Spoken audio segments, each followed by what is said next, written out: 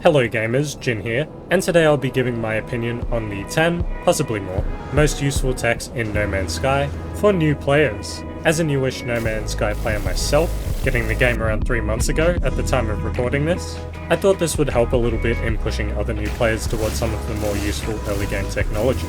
There are so many things to choose from, but these techs will help you get the most bang for your buck with those early resources to help boost your ease of gameplay as much as possible. This list isn't really in any kind of ranked order, they're all just useful techs. If you have any awesome tech to add, leave them down in the comments below. Now let's get to it, starting of course with number 10, the Personal Refiner. So this is a portable refining device that you can equip to your Exosuit, and it allows you to refine whilst you're out exploring the wilderness without having to stop and wait around or return to your stationary refiners at your base or later on in your freighter.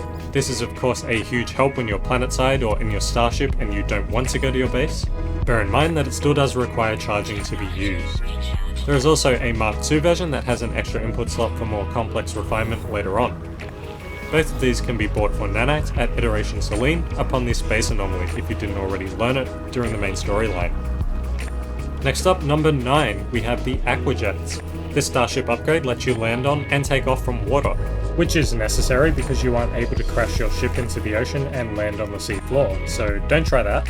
Now of course these won't come in handy on every planet, but when you find you need a water landing and you don't have them, you will really feel it. You can buy these with nanites from Iteration Hyperion, the starship vendor aboard the Space Anomaly. Moving on to number 8, the Launch Autocharger. This is another starship upgrade and allows you to use your launch thrusters to gain charge when your starship isn't in use, refueling the thrusters automatically. This is a very nice upgrade for the beginning phases of the game, where more time will be spent Planetside gathering materials, giving your ship adequate time to generate substantial charge, saving you valuable resources. It takes about 15 seconds to gain 1% charge, and you can buy this item from Iteration Hyperion for a few hundred nanites, and it's also along the same path as efficient thrusters, which are also fairly cheap and a useful upgrade in their own right. For number 7, we have the Cadmium Drive. Yet another starship upgrade. This tech allows your starship to travel to red stellar bodies, opening up a whole new bunch of systems and giving you access to even more resource and adventure. It's very cheap on the nanites and only requires 250 chromatic metal and 3 wiring looms to make, which is a small price to pay for starting your journey to whole new worlds. Once again, you can pick up this starship upgrade at Iteration Hyperion. Popular fella, that Hyperion. Coming in at number 6, we have the Exocraft. Exocraft are an awesome addition to any traveller's arsenal, each coming in with their own separate inventory, which in itself can be incredibly useful early on, and they each have the ability to destroy enemies with built-in cannons, while also being able to make use of scanner systems and a mining beam as well. In addition to these things, most Exocraft will enable you to move around Planetside at high speed, allowing you to gather resources and carry out quests much quicker than on foot, and they also provide you with protection from the elements. My favourite for Planetside questing is the Nomad, as it can operate on land and on water, and the hovering feature combined with the turn speed make it feel very responsive. Let me know what your favourite Exocraft is in the comment section below. Also a special mention for the Minotaur Exocraft, as it can be upgraded to be operated by AI, which lets it mine and destroy all on its own while you sit back and kick your feet up, or do whatever else you were doing. Amongst the purchasable modules is also an Exocraft summoning station, which allows you to summon your Exocrafts to it from anywhere within the current system, provided the Exocraft has a bay within the system. They can be purchased from the Construction Research Station on the Space Anomaly under the Transport Modules tab for around 10 salvage parts each. Which brings us to number 5, the Orbital Exocraft Materializer. So whilst the Exocraft are great on their own, this fantastic freighter upgrade allows you to summon your Exocraft to you from anywhere in the game, as long as your freighter is in the same system as you, and you have the appropriate Exocraft bay or bays constructed somewhere, which is absolutely fantastic. This saves you the trouble of having to build an Exocraft bay or summoning station every time you want to use one. Just call on your freighter and pick a craft. This is just another link in the chain to help streamline resource collection and Planetside quest completion. It'll cost you some salvaged frigate module parts at the Freighter's Upgrade Control Terminal under the Freighter Construction Modules tab, and it's along the same path as the Refiner Room.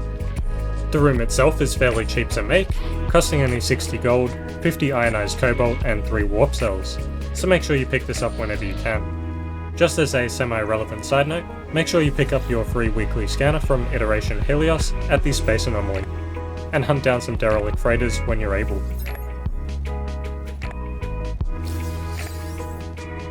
For number 4, we have S-Class scanner modules. I know, a lot of modules are good, like the movement modules and resistance modules and sentinel modules, but these scanner modules, they'll pay for themselves and help you pay for other things too. They encourage you to scan more and receive even more units. S-Class scanner modules give you an insane boost to scan radius, as well as flora, fauna, and mineral analysis rewards, gaining you hundreds of thousands of units just through doing something you'd already be doing anyway, scanning things. Don't forget to upload those fauna discoveries for the nanites when you get a whole set. 250 nanites per animal is nothing to sneeze at, especially when you're just starting out. And you can use those nanites to buy even more technology recipes, or more scanner modules, or any other modules you so desire. You can buy these modules at the multi-tool module trader on space stations, and make sure you buy the S-Class modules, none of that CB or A stuff. Also, while you're at space stations, don't forget to upgrade your Exosuit slots next to the Exosuit module trader, as it's well worth the units to do so. Soaring in at number 3, we have the rocket boots. Covering ground becomes so much easier with rocket boots, as every few seconds you'll be able to take a leap forward, and this momentum and speed can be sustained with your jetpacks. This allows you to travel much greater distances with ease, many times faster than you otherwise would without them. You can buy this tech from Iteration Selene from the Anomaly for a couple hundred nanites.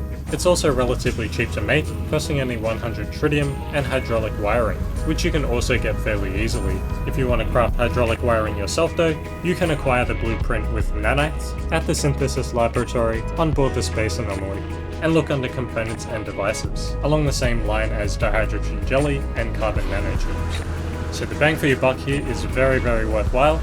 The boots speak for themselves. Coming in at number 2, we have the Positron Ejector. This starship upgrade does exactly what it says.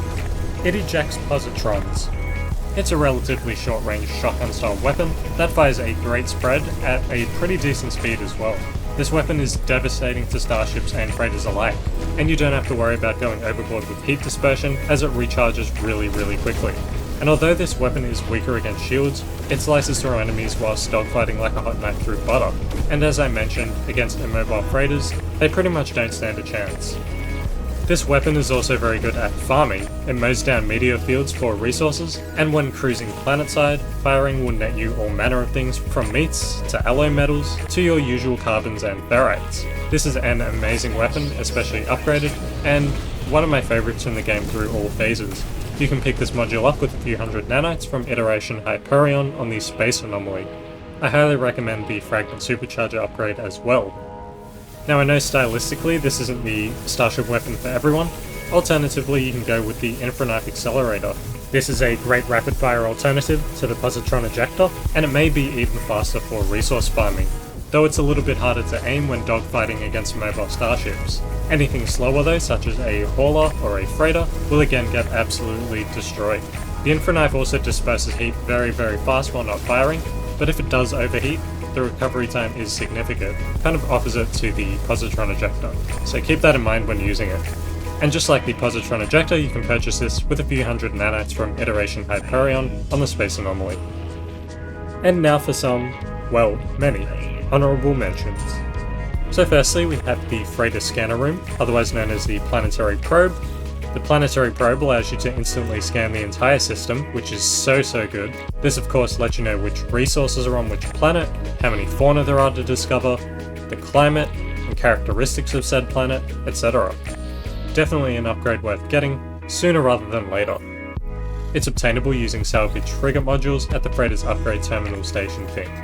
It's located under Freighter Construction modules on the same path as the Fleet Command Room.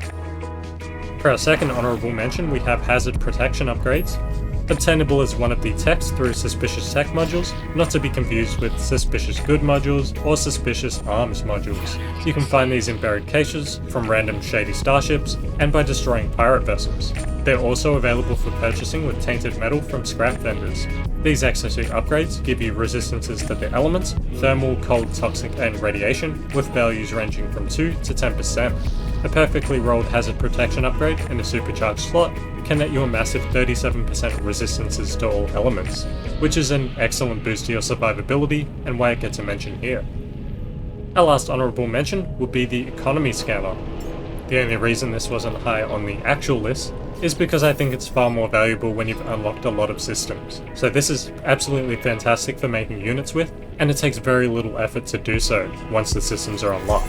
The way it works is simple. You activate it from your starship or the utilities bar when flying through space, and you can use it to locate a trading post, which will direct you to a Planetside trade outpost in your system, or you can search for a trade surge, and that will direct you to a nearby galaxy with a unit bag quest marker. Once there, you'll be informed what kind of technology you need to buy. Once you've found that out, head to the right kind of system. In our case, it would be a technology system. Alternatively, you can head to the station's portal and teleport to each high-tech economy you've unlocked, indicated by the symbol, and this is where the having multiple systems unlocked comes in handy.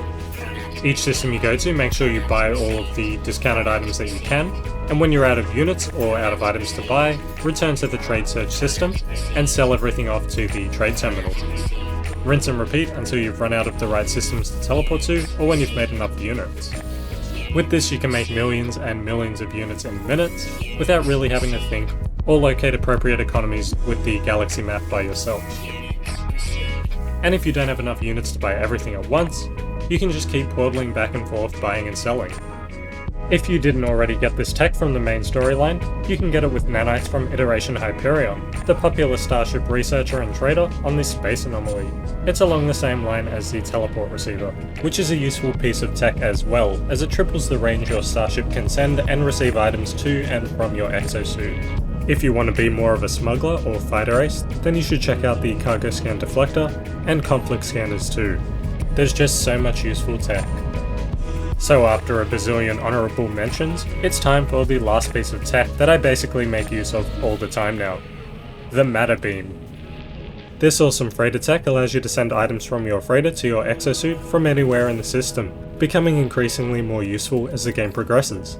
When combined with storage unit rooms, this can expand your effective inventory size by almost 600 slots, and allows you to use resources from all of them, not just your freighter's inventory. And considering stackable items in your storage and freighter can be stacked twice as much, this frees up your exosuit and starship massively, and you'll almost never have to worry about storage space ever again. This also comes in super handy when building bases and parts, or upgrading and trading, which is absolutely fantastic and saves one hell of a lot of portal travel time. This is insanely valuable and low in cost, even with the storage rooms. The matter beam also lets you transport items between you and your freighter's inventory whilst you're on the space station or the anomaly, regardless of what system the freighter's in, although you won't get access to your storage rooms unless you're in the same system. So there you have it, my 10 plus pieces of essential tech for new players.